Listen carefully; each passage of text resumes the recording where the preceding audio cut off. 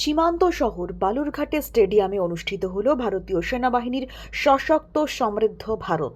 ভারতীয় সেনাবাহিনীর পরাক্রম প্রদর্শিত হল। ভারতীয় সেনাবাহিনীর যুদ্ধে ব্যবহৃত অস্ত্র শস্ত্র প্রদর্শিত হবে দুদিন ধরে। উদ্বোধন করেন বালুরঘাটের সাংসদ তথা কেন্দ্রীয় শিক্ষা প্রতিমন্ত্রী ডক্টর সুকান্ত মজুমদার। উপস্থিত ছিলেন গঙ্গারামপুরের বিধায়ক সত্যেন্দ্রনাথ রায়, তপনের বিধায়ক বুধরাই টুডু।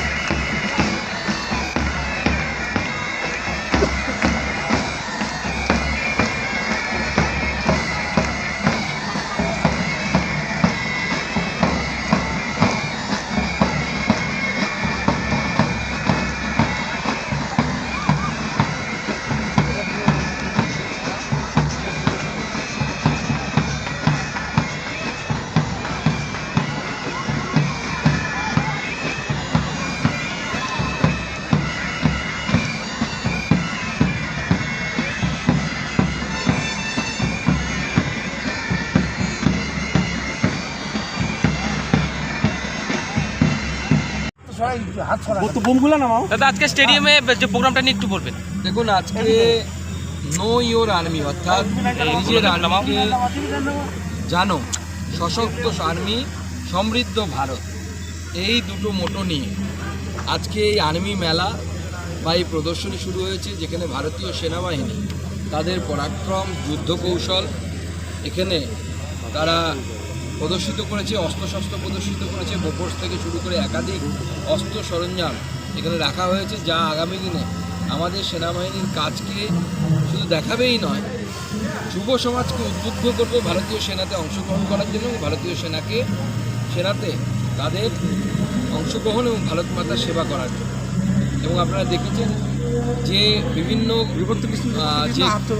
সে মিউল হোক, অর্থাৎ রোবোটিক মিউল, অর্থাৎ রোবটের মাধ্যমে হাঁটাচলা করা কুকুর হোক, ড্রোন হোক বা অন্যান্য সামগ্রী হোক, এলএমজি থেকে শুরু করে সমস্ত আধুনিক বন্দুক, অস্ত্রশস্ত্র, সমস্ত সম্ভার এখানে আনা হয়েছে।